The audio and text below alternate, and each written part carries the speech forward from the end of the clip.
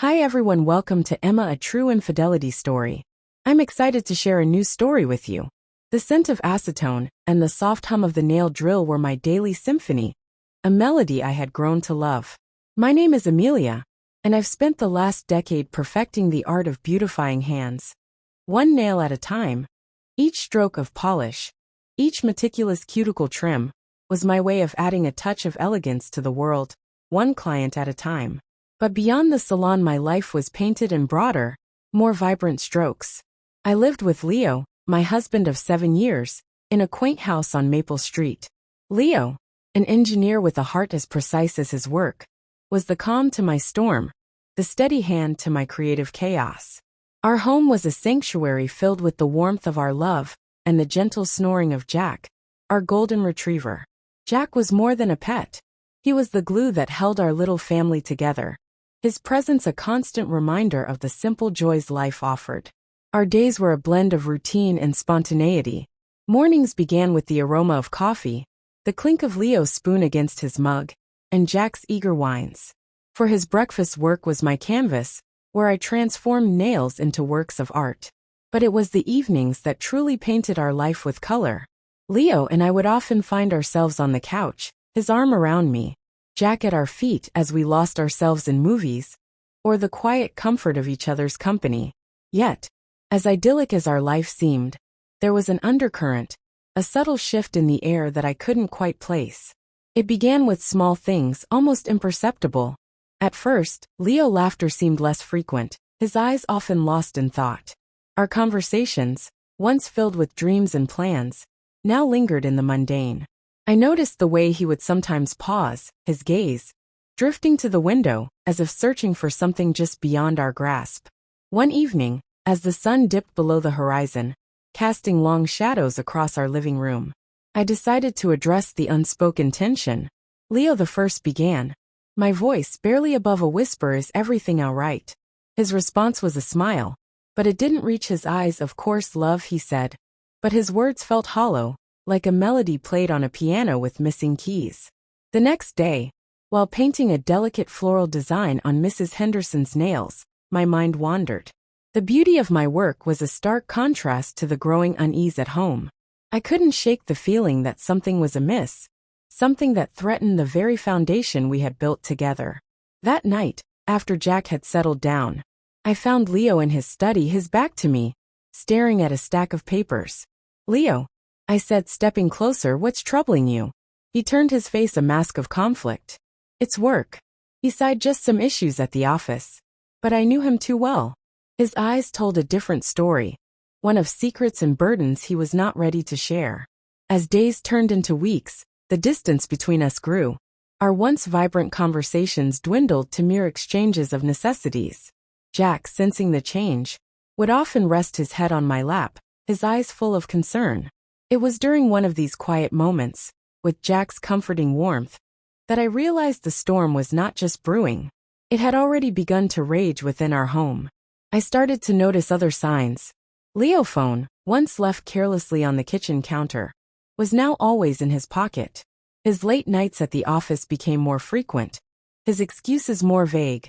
The trusts that have been the bedrock of our relationship began to erode, replaced by doubt and suspicion.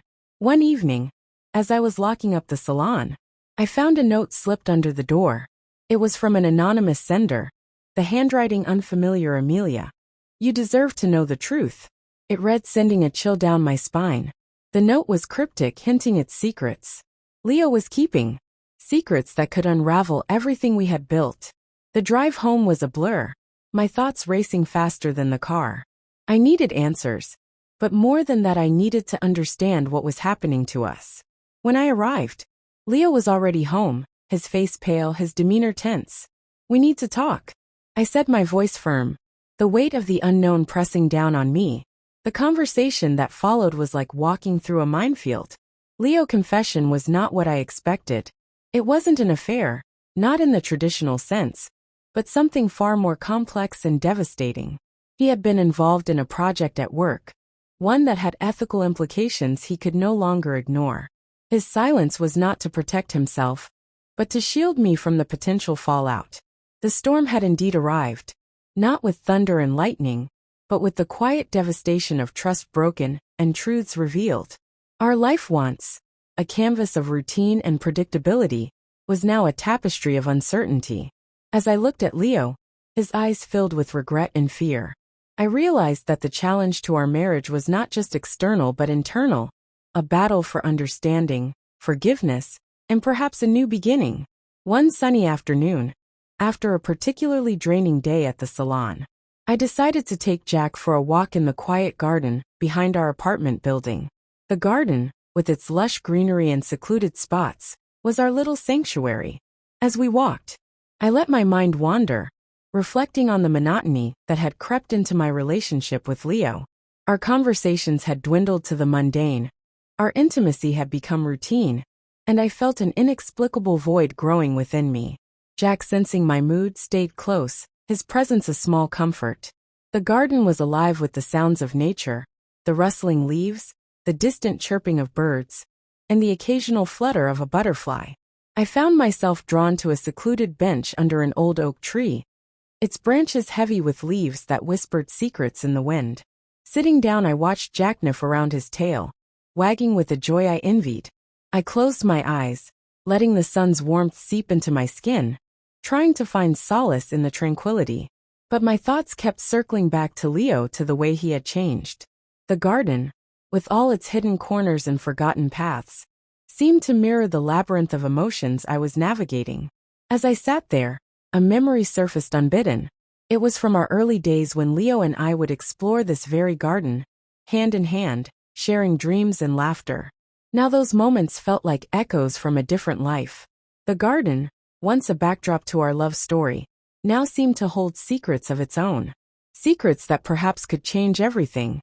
I opened my eyes, and there on the bench beside me was a small weathered box. It was ornate, with intricate carvings that suggested it had been there for a long time, hidden by time, or perhaps by someone who knew this place well. Curiosity piqued. I lifted the lid, expecting to find nothing more than old leaves or forgotten trinkets. Instead, I found a collection of letters, each sealed with wax, their edges yellowed with age. The first letter I picked up was addressed to Isabella. The handwriting was elegant, the ink faded but still legible. I hesitated, feeling like an intruder in someone's private world. But the need to understand, to find some connection to my own turmoil, pushed me to read on. Dearest Isabella. It began. I find myself at a crossroads, much like the one we once stood at together. The choices I've made have led me down paths I never anticipated, paths that have left me questioning everything I once held dear. The letter spoke of love, of betrayal, of a life altered by decisions made in moments of weakness or passion. Each word felt like a mirror to my own fears, to the doubts that had begun to consume me about Leo. Was this Isabella's story, or was it a premonition of my own? Jack, now lying at my feet, seemed to sense the shift in my mood, his eyes watching me with a quiet intensity. I continued reading each letter, revealing more about Isabella's life, her struggles with a love that was both her salvation and her ruin. The last letter was different. It was not sealed, and the handwriting was less steady, as if written in haste or under duress. Isabella, if you find this, know that I have left to seek the truth, to find peace in the chaos I've created. I hope you can forgive me for my heart. I still carry the love we shared. I sat back, the letters clutched in my hands, feeling a kinship with this unknown woman. From another time, the garden, with its silent witnesses of time, seemed to hold not just the beauty of nature, but the echoes of human stories of love, loss, and the quest for truth. The sun was beginning to set, casting long shadows that danced with the leaves.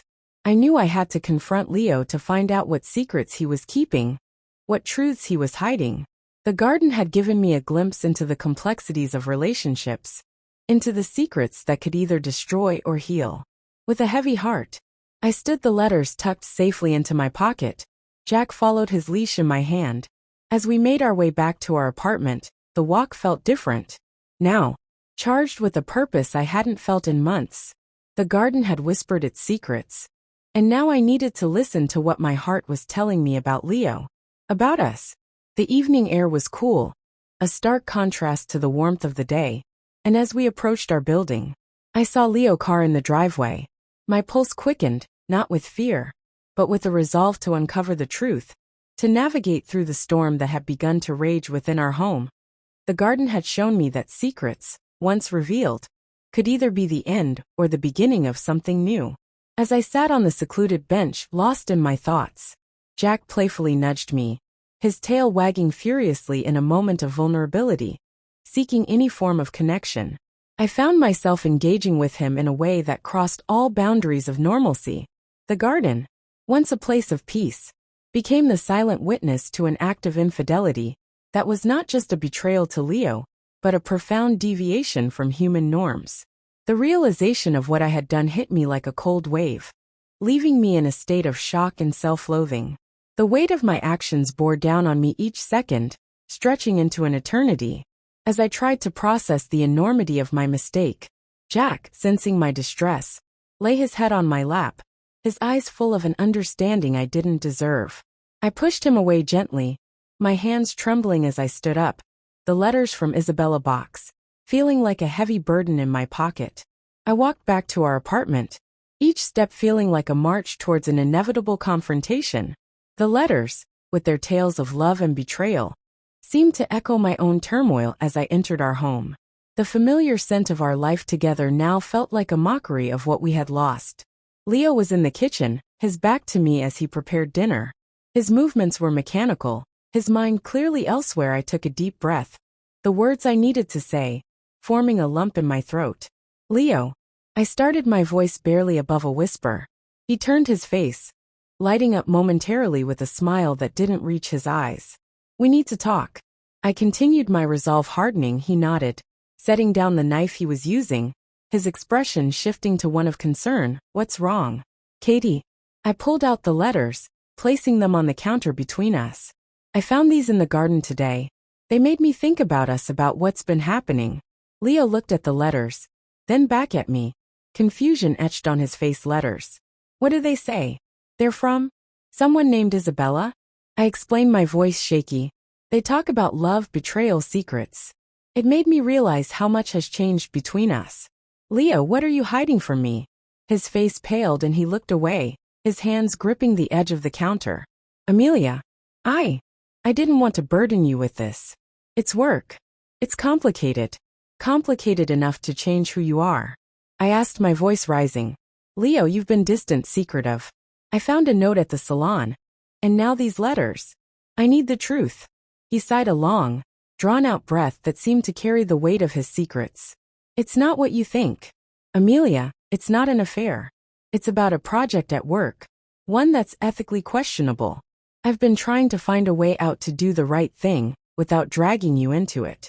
The relief that it wasn't another woman was fleeting, replaced by a new kind of dread, ethically questionable. Leo, what have you been involved in? He hesitated, then spoke in a rush as if the words had been dammed up for too long.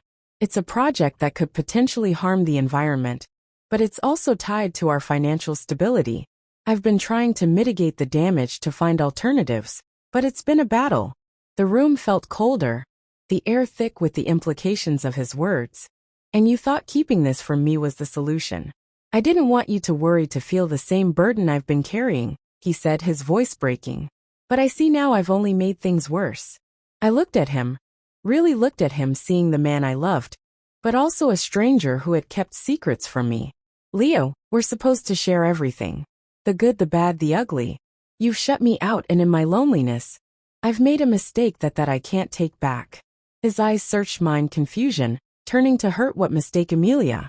I swallowed hard, the confession like acid on my tongue. In the garden with Jack, I was so lost, so desperate for connection that I did something I shouldn't have, something that betrays not just our vows, but our very nature.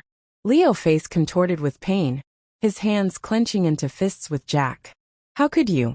I don't know. I whispered, tears streaming down my face. I was alone, feeling abandoned, and I made a terrible, terrible mistake.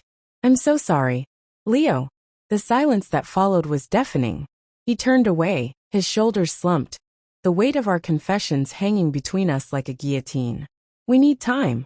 He finally said, his voice hollow. I need time to think about this, about us. I nodded, the reality of our situation settling in. I'll stay at my sister's for a few days. We both need space. As I packed a small bag, Jack watched me with those knowing eyes, his tail no longer wagging. I knelt beside him, whispering apologies he couldn't understand, feeling the depth of my betrayal not just to Leo, but to our family. The drive to my sister's was a blur, my mind replaying the day's events, the letters, the confrontation, and my own shocking act. The garden, once a sanctuary, had become the scene of my downfall at my sister's. I lay awake the night, stretching endlessly. The letters from Isabella, now a symbol of my own life's narrative, lay beside me. They spoke of seeking truth, of finding peace in chaos. But where was my peace? How could I find truth in the wreckage I had created the next morning? I knew what I had to do. I needed to confront not just Leo but myself. I needed to understand why I had strayed so far from who I was, why I had sought solace in such an unnatural act. And most importantly, I needed to decide if there was a path back to redemption, or if the garden's secrets would forever define me. In the days following, I was a shell of my former self. The guilt was consuming, eating away at me from the inside. I avoided Leo's touch, his gaze, fearing he might see through to my dark secret. Jack, too, seemed to sense the shift, his usual exuberance replaced by a cautious demeanor. I contemplated confessing, but the words stuck in my throat. Instead, I threw myself into work, hoping the physical exhaustion would numb my mind. But the more I tried to escape, the more the garden's memory haunted me. Each morning I'd wake up with a heaviness that no amount of coffee could lift. Leo would try to engage me in conversation, but I'd retreat into my shell, offering only monosyllabic responses. The silence between us was thick, palpable, like a fog that refused to lift. At the salon, my hands moved mechanically, painting nails with designs that felt as hollow as I did inside. The chatter of my clients, usually a welcome distraction, now felt like an intrusion into my private turmoil. I'd catch myself staring into space, the brush hovering over a nail, my mind replaying that moment in the garden, over and over. Jack, once my confidant, now seemed to watch me with a mix of confusion and concern. His tail no longer wagged with the same enthusiasm when I came home. Instead, he would approach me cautiously, as if unsure of his place in this new, strained dynamic. I felt like I had betrayed him too, not just Leo. One evening, as I sat alone in the living room, the silence was broken by the soft patting of Jack's paws. He approached, his head lowered, and gently placed his muzzle on my knee. I looked down at him, his eyes reflecting a sadness that mirrored my own. It was then I realized how deeply my actions had affected everyone around me. The next day I decided to take Jack for a walk, not to the garden, but to the park where we used to go when things were simpler. The air was crisp, the leaves underfoot crunching with each step, a sound that once brought joy, but now felt like a reminder of the fragility of happiness. Jack trotted beside me, his leash loose, his demeanor subdued. As we walked, I tried to talk to him, to explain, to apologize, knowing he couldn't understand my words, but hoping he might feel the sincerity in my voice. Jack, I'm so sorry, I whispered, my voice cracking.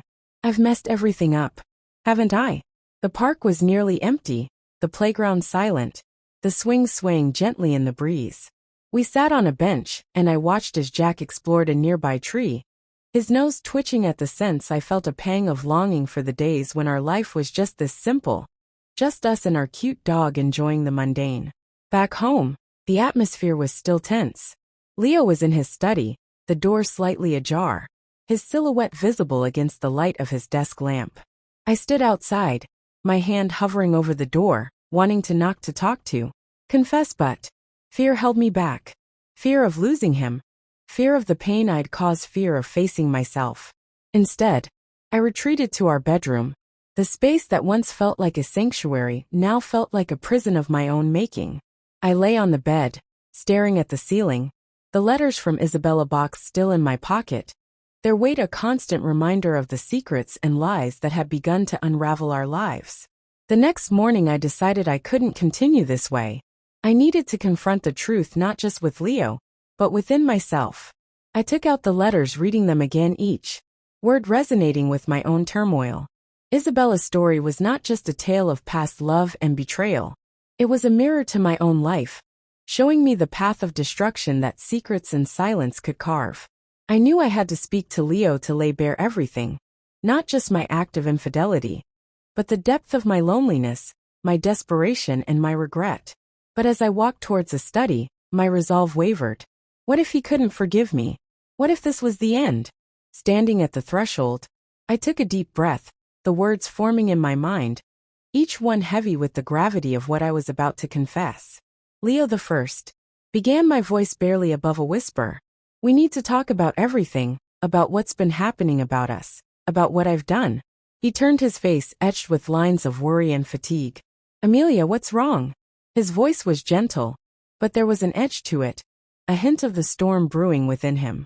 I stepped into the room, the letters clutched in my hand, feeling like a lifeline or perhaps an anchor dragging me down. I've been carrying a secret. Leo, a terrible mistake. I made one that I can undo. But I need to tell you. I need to explain, to try and make you understand. The room felt smaller, the air thicker.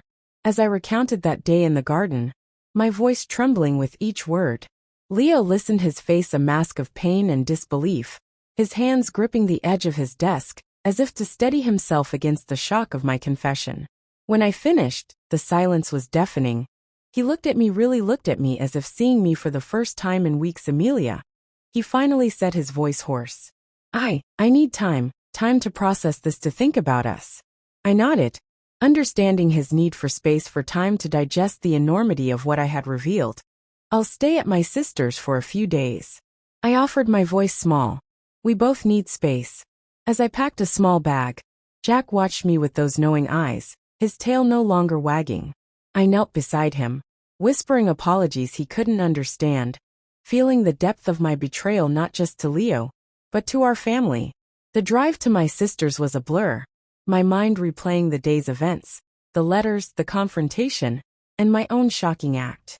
The garden, once a sanctuary, had become the scene of my downfall at my sister's. I lay awake the night, stretching endlessly. The letters from Isabella, now a symbol of my own life's narrative, lay beside me. They spoke of seeking truth, of finding peace in chaos. But where was my peace? How could I find truth in the wreckage I had created? The next morning, I knew what I had to do. I needed to confront not just Leo but myself. I needed to understand why I had strayed so far from who I was, why I had sought solace in such an unnatural act. And most importantly, I needed to decide if there was a path back to redemption, or if the garden's secrets would forever define me. The dinner party was in full swing, laughter and the clink of glasses, filling the air with a deceptive sense of normalcy. Friends gathered around our dining table, their faces lit by the warm glow of candlelight, their voices a comforting hum. But for me, each sound was a reminder of the facade. We were all upholding a mask over the turmoil within. Leo stood up, his glass raised in a toast, his eyes met mine. And for a fleeting second I saw the man I fell in love with, the man who once shared every part of his life with me. To us, he said, his voice steady, but with an undercurrent of something I couldn't place, to our unbreakable bond, to the love that has seen us through every storm. His words, meant to be loving, felt like accusations, each syllable a stone thrown at the glasshouse of our marriage. I felt the room shrink, the walls closing in as the weight of my secret bore down on me. Excusing myself, I made my way through the crowd, their faces blurring into a sea of concerned glances. The garden was my refuge, the same place where my indiscretion had unfolded under the moon's silent watch. Now under its light again, I found myself collapsing onto the cold grass, tears streaming down my face. The beauty of the night, the stars above, seemed to mock my inner chaos. I heard footsteps soft on the dew-laden grass. Leo's silhouette appeared, his concern palpable in the way he hesitated before approaching Amelia. His voice was gentle, a stark contrast to the storm inside me. I couldn't look at him, my gaze fixed on the ground. Leo, I need to tell you something, I managed. My voice breaking, the words were like shards of glass in my throat, each one cutting deeper. He sat beside me, his warmth a stark contrast to the chill of the night. What is it, love? His hand reached for mine, but I pulled away, unable to bear the touch. It's about what happened here in this garden. I whispered the confession, feeling like a betrayal all over again. I did something unforgivable. Leo, something that goes beyond just us. His silence was deafening, the only sound, the distant laughter from the house. A cruel reminder of the life we were supposed to be living. Tell me, he finally said, his voice strained.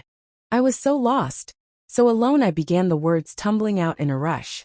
I felt like you were slipping away, and in my desperation, I crossed a line, a boundary that should never have been crossed with Jack. The air seemed to freeze the night, holding its breath. Leo's reaction was not immediate. He sat there, processing his face, a mask of confusion and hurt with Jack. His voice was barely audible, a whisper against the night's silence. I know it's beyond comprehension, beyond forgiveness. I continued, my voice trembling. I was looking for connection, for something to fill the void. But I realized now it was a mistake, a profound deviation from who we are, from what we promised each other. Leo stood up abruptly, his figure a shadow against the moonlit garden. He paced, his hands running through his hair, a gesture of frustration. I knew all too well, Amelia. How could you with our cute dog? That's not just a betrayal of our marriage. It's a betrayal of nature itself. I'm so sorry, Leo. I sobbed, the weight of my actions crushing me. I've been carrying this alone, trying to understand why I did it. Why I felt so abandoned. He stopped pacing, turning to face me. His eyes, usually so full of warmth, were now cold, distant. I need time, Amelia, time to think about this, about us, about what this means for our family. I nodded, understanding his need for space. I'll stay at my sister's for a few days. I offered, my voice small. We both need space. As I packed a small bag, Jack watched me with those knowing eyes, his tail no longer wagging. I knelt beside him, whispering apologies he couldn't understand, feeling the depth of my betrayal, not just to Leo, but to our family. The drive to my sister's was a blur, my mind replaying the day's events, the letters, the confrontation, and my own shocking act. The garden, once a sanctuary, had become the scene of my downfall at my sister's. I lay awake the night, stretching endlessly. The letters from Isabella, now a symbol of my own life's narrative, lay beside me. They spoke of seeking truth, of finding peace in chaos. But where was my peace? How could I find truth in the wreckage I had created the next morning? I knew what I had to do. I needed to confront not just Leo but myself. I needed to understand why I had strayed so far from who I was, why I had sought solace in such an unnatural act. And most importantly, I needed to decide if there was a path back to redemption, or if the garden secrets would forever define me. The days of my sisters were a mix of solitude and introspection. I spent hours reading Isabella letters, each one a lesson in the complexities of human emotions, the fragility of trust, and the enduring nature of love. Despite betrayal, I called Leo, my voice tentative. Can we talk? I need to understand if there's any way forward for us. There was a pause, a silence that stretched into an eternity. Come home, Amelia, we need to talk face to face. The drive back was filled with a nervous energy, my heart pounding with every mile closer to home. When I arrived, the house felt different, the air charged with the potential for either reconciliation or finality. Leo was waiting in the living room, his posture rigid, his face unreadable. Jack was there too, his tail giving a half-hearted wag as he approached me, his eyes full of a sadness that mirrored my own. Amelia. Leo began, his voice steady but devoid of warmth. I've been thinking a lot about what you told me, about what you did. I sat down, my hands clasped tightly in my lap, waiting for his verdict on our future. It's not just about forgiveness, he continued, his gaze drifting to Jack, who lay at his feet, his head on his paws. It's about understanding why you felt so alone, why you made that choice. And I've realized I failed you too. I've been so caught up in my own issues, my own secrets, that I've neglected us. Tears welled up in my eyes, not just for my own actions, but for the realization of how deeply our connection had frayed. I'm so sorry, Leo. I was lost and I made a terrible mistake. But I want to fix this if you'll let me. He sighed, long, drawn-out breath that seemed to carry the weight of his decision. I want to try, Amelia, but it's going to take time and work. We need to rebuild trust, not just between us, but with Jack 3. He's part of our family, and he deserves better from both of us. I nodded the relief, mingling with the daunting task ahead. I'm willing to do whatever it takes, therapy, time apart, time together. I want to understand myself to make amends. Leo reached out his hand hesitant before taking mine. We'll start with honesty, with open communication, no more secrets, no more hiding from each other. The room felt less like a battlefield, and more like a place where healing could begin. We talked into the night discussing not just the incident, but everything that had led up to it, the project at his work, the ethical dilemma, the distance that had grown between us as dawn broke, casting light through the windows. We made a pact to face the storm together, to seek the truth in our chaos, and to find a new beginning, not just for us, but for Jack, who had been an innocent bystander in our turmoil. The garden, once a place of betrayal, would now be our ground for renewal. We would plant new seeds, both literal and metaphorical, nurturing them with the honesty and love we had lost sight of. The journey ahead was uncertain, but for the first time in weeks I felt a glimmer of hope, a chance for redemption, not just in the eyes of Leo, but in my own. The revelation was met with silence, a silence that stretched into what felt like an eternity.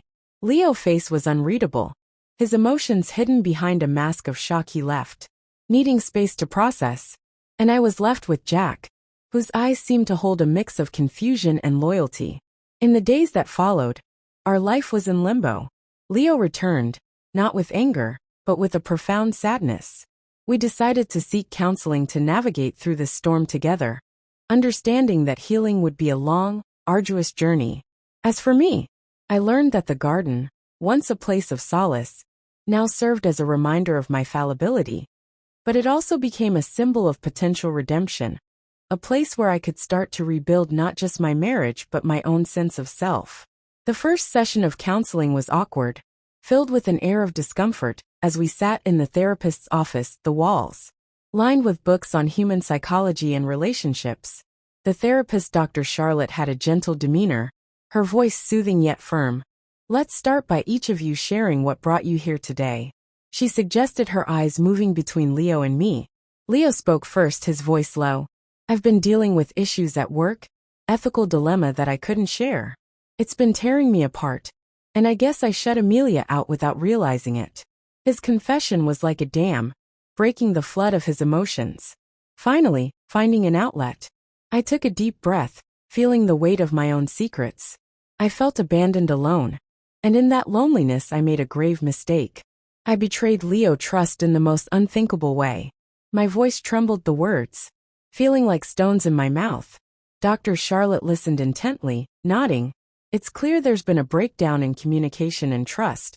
But remember, you're here to rebuild, not just to confess. Let's explore what each of you needs to feel safe and connected again. Over the weeks, our sessions became a sanctuary of sorts, a place where we could confront the raw edges of our pain. Leo spoke of his guilt for not sharing his burdens, his fear of losing our financial stability, and his struggle with the moral implications of his work. I shared my feelings of isolation, my desperate need for connection, and the profound regret for my actions. Jack, our ever-loyal companion, became a silent participant in our healing. His presence during our walks in the garden, where we tried to reclaim our sense of peace, was a constant reminder of the innocence we had lost, but also of the unconditional love that remained. One evening, after a particularly intense session, Leo and I sat in the garden, the sun setting behind the trees, casting long shadows. I've been thinking. Leo began, his voice softer than usual, about what you said about feeling abandoned. I didn't realize how much I was pushing you away. I looked at him, really looked at him, seeing the man I fell in love with, not just the shell he had become. And I didn't understand the pressure you were under. I should have been there for you, not just waiting for you to open up. He reached for my hand, and this time I didn't pull away. We need to promise each other no more secrets. We face everything together, no matter how hard. I nodded, feeling a tear escape down my cheek. I promise, Leo, and I want to work on understanding myself too.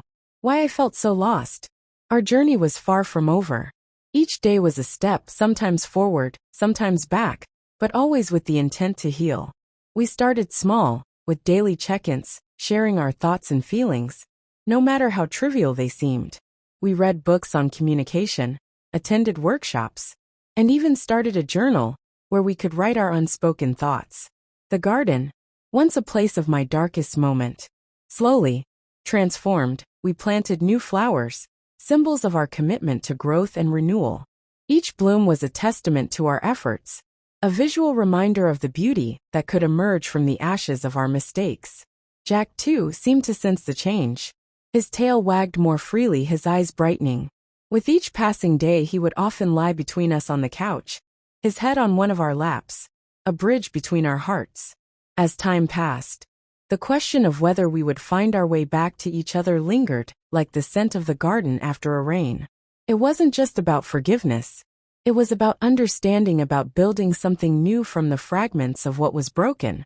One day, while weeding the garden, I found a small, delicate flower growing where I had once found Isabella letters. It was a new bloom, one we had planted, a sign, perhaps, of nature's resilience, or maybe a message from the past. I showed it to Leo, who smiled, a genuine, heartfelt smile. "It's like the garden is telling us something," he said, his hand covering mine. "It's telling us that even in the darkest soil, life finds a way," I replied, feeling a warmth spread through me, a hope I hadn't felt in months. Our story was not one of easy redemption or quick fixes. It was a narrative of three people, deeply flawed, trying to piece together a life from the ruins of their choices. Whether we would find our way back to each other completely, or if this would be the end of our story, was still uncertain. But in that garden, under the watchful eyes of Jack, we were learning to plant seeds of trust, honesty, and love, hoping they would grow strong enough to weather any storm. That if you feel that this story is meaningful and brings useful lessons, please like and subscribe to the channel to support me. Thanks.